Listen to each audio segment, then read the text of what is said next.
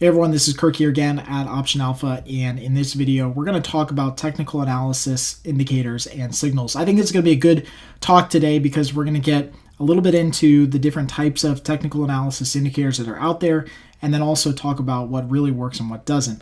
So first of all, we want to just kind of define what technical analysis is for those of you who don't know or are new, but it's basically just a methodology for forecasting the direction of prices through the study of past market data, primarily price and volume. Over time, it's definitely been increasingly popular because of its easy and visual nature of the indicators, meaning you can see the indicators on the screen. There's nothing abstract about it. There's nothing kind of out there. You can visually see if something is a buy or a sell. But this also falsely leads to the assumption that the markets are predictable. And I personally think this is one of the biggest points that I want to make in this video, is that the visual nature and the easy to read nature of technical analysis does not mean that it is predictable in determining the outcome of the direction of a stock. And I know that a lot of people fall into this pitfall early on in their trading career, is that they see the technical analysis indicators and it makes sense to them on a logical basis. So then they assume that because it makes sense and because they can see it, that it therefore is predictable, or you can basically make assumptions off of it or trade even profitably off of some of these indicators. And I'm here to tell you that that's just not the case. So there's a couple different types of technical analysis indicators out there, or methodologies. There's first, like your general support and resistance. So the stock goes up, it hits an area of resistance, comes back down, hits an area of support, etc., etc., etc. Then you've also got candlestick patterns. These are patterns relating to the open and close of the price movement in the day relative to the high and low. And again, it's not the actual candlesticks themselves, but it's the patterns that evolve through these candlesticks. So, a 3-day or 4-day pattern might tell you something about, what the stock might do in the future. And then we have chart patterns, which are really, really popular. Things like head and shoulders patterns, pennants, flags, all these different things, cup and handles. I mean, you probably heard them if you've been involved in trading, but all of these different patterns that are out there that you can basically, build and write and draw on with all of your charts. Now, in my honest opinion, a lot of these are subjective in nature. What might look like a head and shoulders top to you might also look like an uptrending pennant to another person.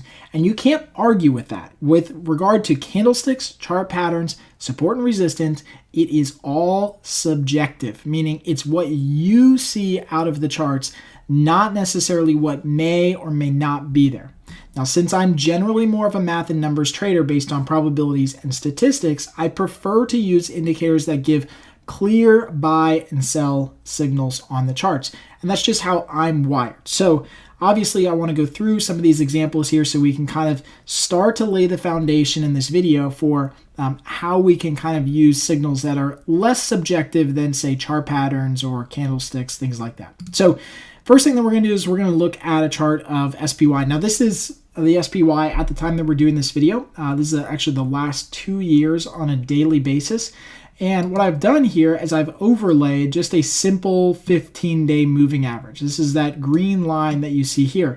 Now, moving average is actually one of the more popular indicators that you kind of get started with, especially if you're new in trading. And the whole methodology here is that whenever the stock crosses above the moving average, then you want to buy it. And whenever the stock crosses below the moving average, you want to sell out of your long position or go short, or whatever the case is.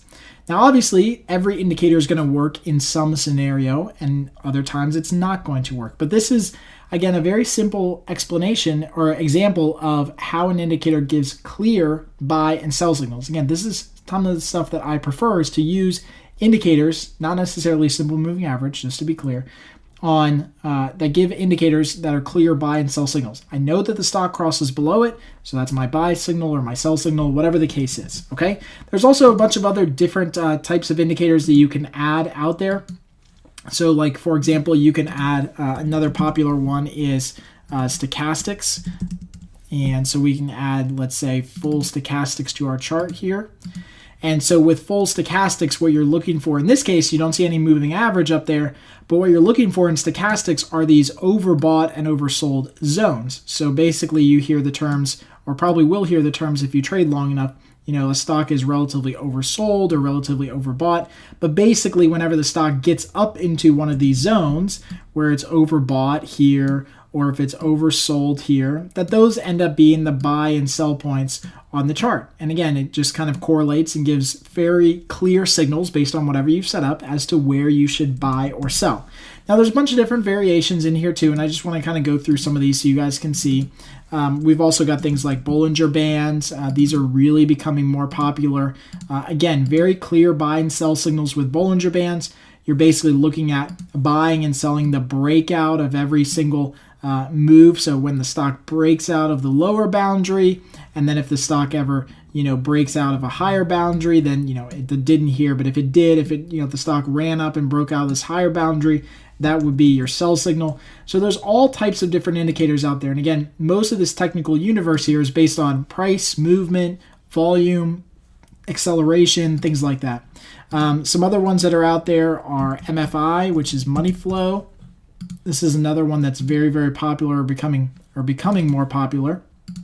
And you can see money flow has even clearer signals than some of the things like Bollinger Bands or stochastics. It's just one line, and it basically then again shows you kind of like an oversold range. So whenever the stock indicator MFI gets here, then you basically want to sell stock. So you would sell stock or go short here, or sell stock or go short here, and you might buy at these lower regions, which is buying here, etc., etc., etc. Okay, so there's a bunch of different ways that you can do it. There's literally thousands of different technical indicators out there that you can use, and I think the key is that if you are going to focus on anything, just first focus on the indicators that give clear, like mathematical reasons why there's buy and sell. So I don't prefer to use anything that's really subjective in nature, meaning that, it's a trend line that I'm drawing on the chart. How do you know that this, and this is a great example of this, but how do you know that this is supposed to be the support and resistance line versus, is this the support and resistance line? Or is this the support and resistance line? Or is this the support and resistance line? I mean, all of those things could be valid support and resistance lines, but they're all subjective to me. They don't really give us any clear indication of, why something might move higher or move lower, create a buy or a sell signal. So here's the deal. The real question becomes, which indicators really work? Which ones are actually reliable enough long-term to trade? So the question you might have is, should I be trading using SMAs, which are simple moving averages, or stochastics, or MACD, or RSI, or all the other different indicators that are out there? Which ones actually generate a profitable trade that outperform the market? So even if you did find XYZ indicator that works, meaning that it is reliable to trade, it has good signals that work more often than it doesn't, does it actually generate profits? So when it works, do the profits overshadow the potential losses when it doesn't work? And I think that's a real key question that not enough people actually ask in this industry. So here's the deal. Back in 2014, we purchased our own in-house data and developed an in-house program that backtests technical analysis indicators.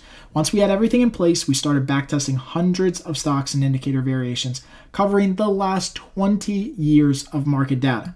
After 12 months of nonstop backtesting and analysis, we packaged everything up that we discovered and put it into a single comprehensive report. Now here's the deal. We are selling this report called Signals on our website. It is one of the ways that we generate money here at Option Alpha, even though we give away 99% of the things that we do, because this is something that I think is game changing. And I think it's something that everyone should have, but not everyone needs to have, or really we don't want to give it away for free because it's so freaking good.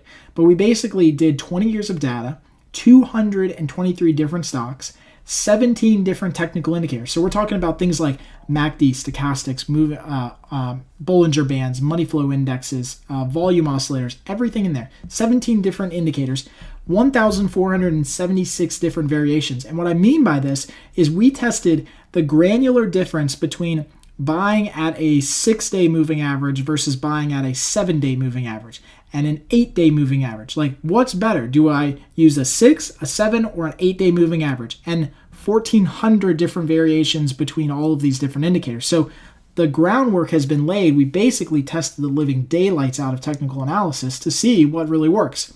At the end of it, we ended up tracking about 17.34 million trades over the course of our year-plus study with all these different indicators and stocks. And basically, we were looking for 3 questions to be answered. Number 1, is technical analysis more reliable than randomly picking a stock's direction?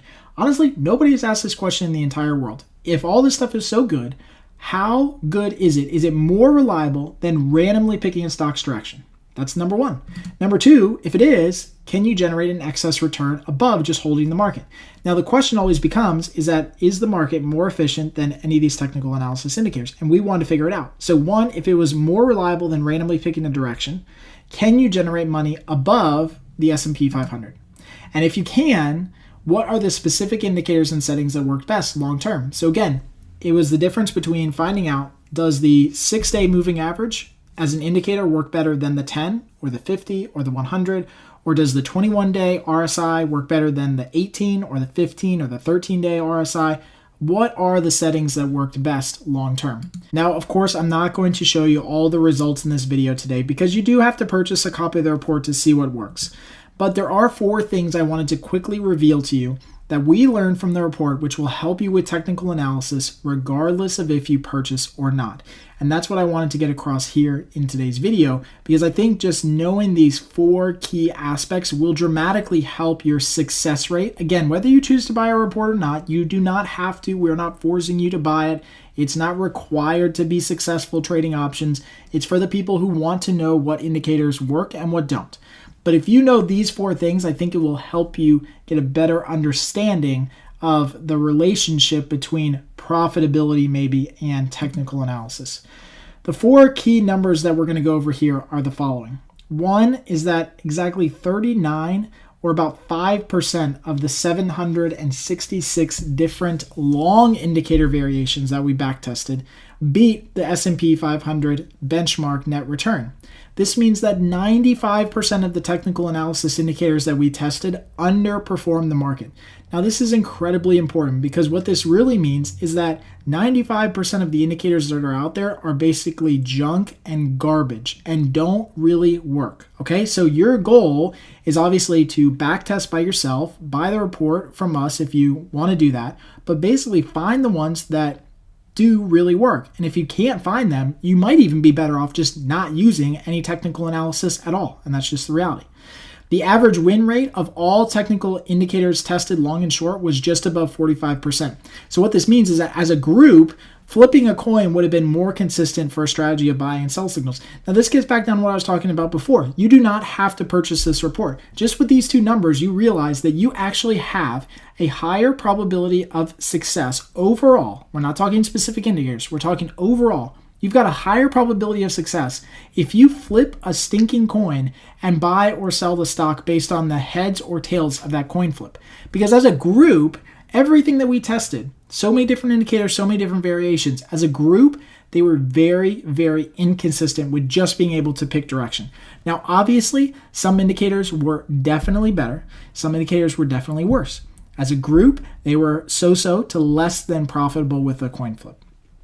208 test variations blew up the model portfolio entirely. This is about 27% of the variations that we tested. That means that they created losses of more than 100% after commissions.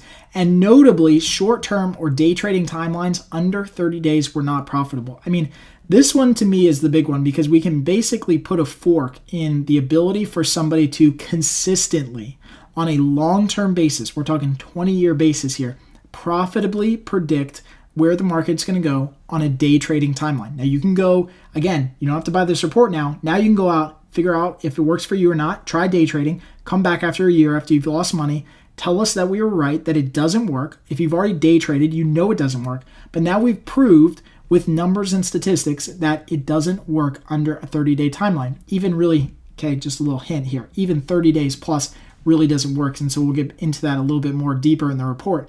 But the reality is that some of these indicators were actually so bad that almost a third of them actually blew up the portfolio. So that's cause for concern. Again, you don't have to buy the report to know this. Now you know you should probably stay away from some of the indicators that might blow up your report or blow up your account. Now, the last thing is that transaction costs as an overall percentage of gains losses accounted for approximately 7%. So generally speaking, transaction costs were not a major drag on overall profitability.